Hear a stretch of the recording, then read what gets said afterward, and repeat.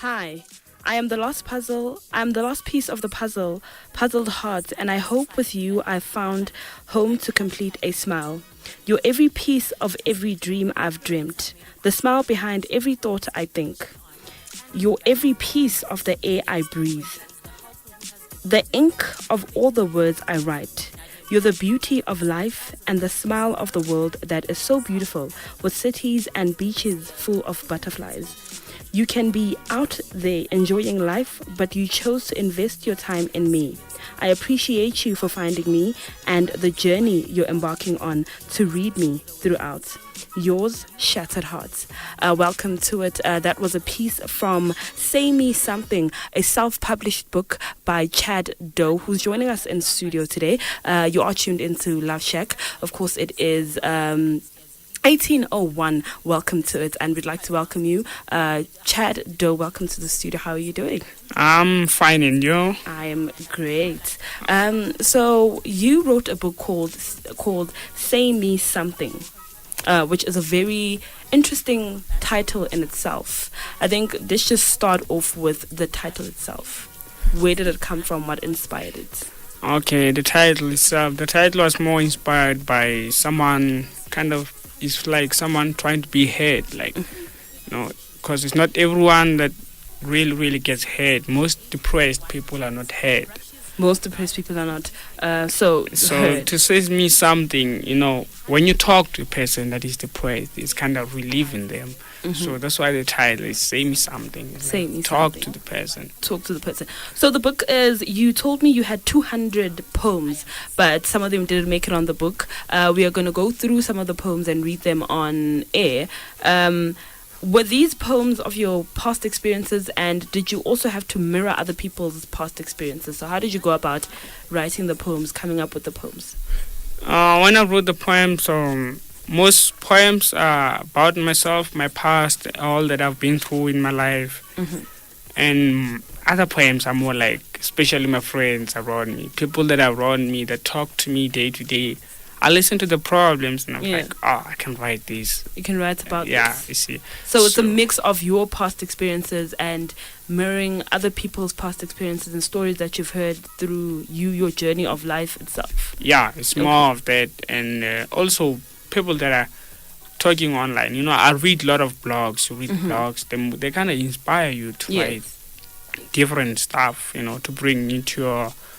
It's like you're trying to mix your work with... to bring into your space. Yeah, into my space. Talking about writing and bringing stuff in your space, your title is written in small letters. And I noticed when I was reading the book, you used a small I, even when you made reference to someone or yourself, when you say I. Why is that? Did you use that deliberately? Even the style of your book, like when I look at it, some of the pages, like page 2 has a different font from page 1, which was the intro that I read. Talking about the way that I wanted it to look. I wanted it to be attractive in a way that it somehow can tell you what it's about, The small letters I just did that. I found that if I put the big letters, maybe someone can just read it it's a title. So when it's like this, you can barely tell whether it's a title or not. Okay. So that's why I made it like this, because only very few people can really read this the way I've written it and understand it. Yeah. So the first page, it's like an introduction, like you appreciating, because it says, "I'm the lost piece of a puzzled heart that I hope with you I have found a home to complete a smile." Another interesting part is you could have been enjoying your life, but you chose to invest your time in me. Why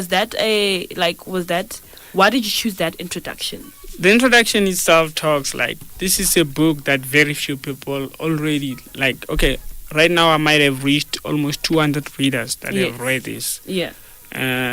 But then before then I had few readers, so there were only very few people who could find this book. Mm-hmm. So the introduction is appreciating you for finding the book and also investing in reading the book.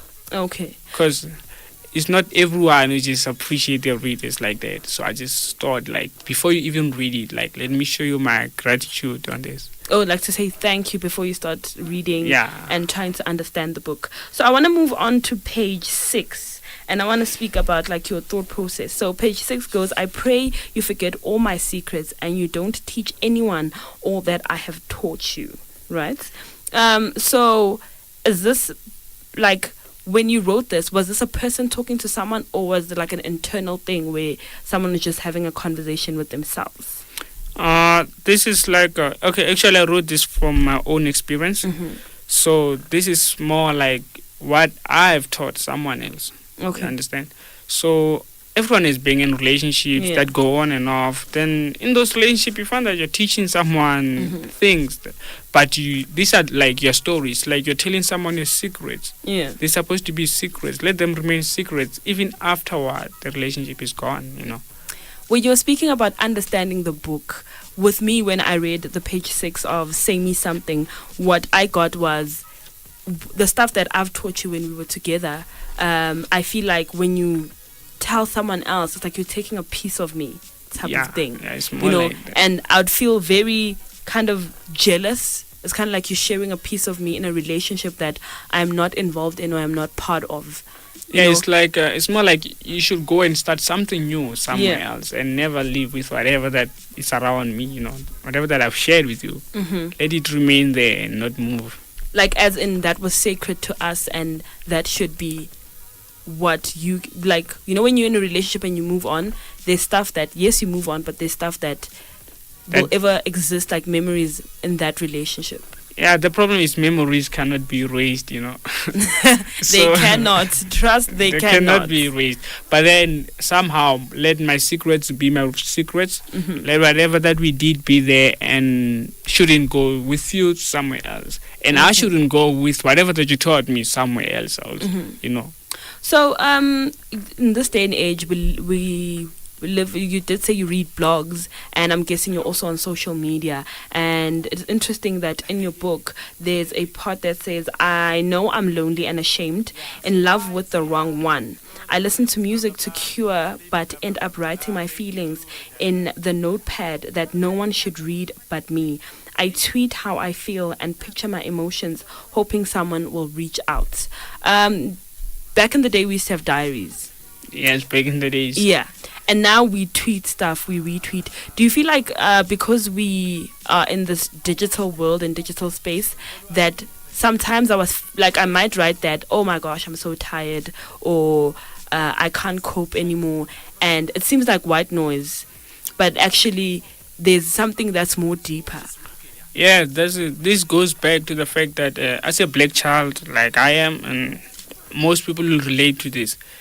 You are not given space by your parents or whatever community that you're from to deal with your depression or whatever that you're going through. Yes. So a black child was never given that. I understand that's why you're saying it's like a white thing, you know. Yeah. Yeah. So by these days we have that.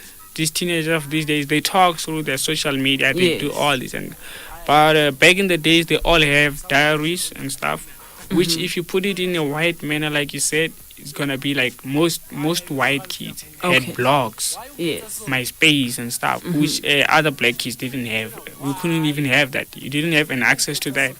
Speaking of communication and the black community, I always say when I get into a relationship, it's very difficult to communicate because it's hard for me to communicate with my own parents, and then how am I expected to communicate with a stranger? Because practically when you get into a relationship with someone new, they are a stranger.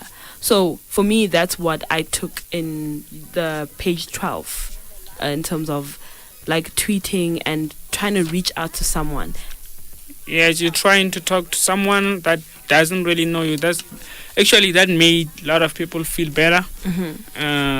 Like myself, a lot of people talk to me without even knowing me. I have people that call me, like, we can have a call for about 10 minutes as if they even met me. We're not even met. They're just telling me whatever they're going through, and I'm Do those conversations excite you? Do they give you like more content to work with, and you're like, yes, I use this in my book? Most or of my them, poems? most of them I don't like. I like to take like a topic. I don't really take what you're going through, because whatever that we talk is personal. Yeah. So I kind of take a topic like this From inspires me. Like I can write something relative to this, not this actually the way it is.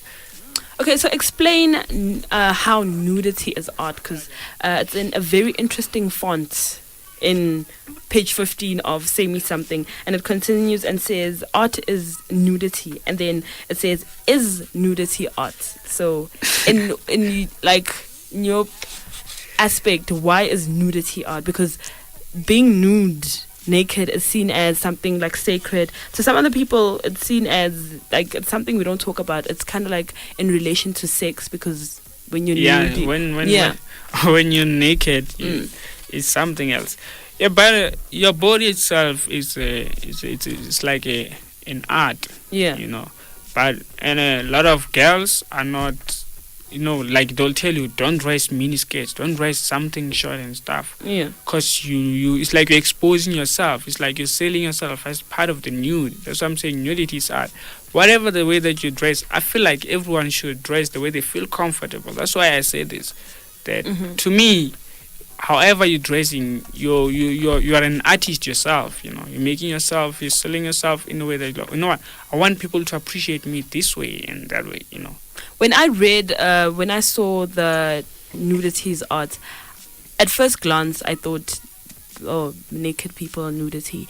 But when I read it again, mind you, it's just 3 words, nudity's art. When I read it again, I said to myself, maybe he's talking about the nudity of being in a relationship and being vulnerable and being able to express your emotions.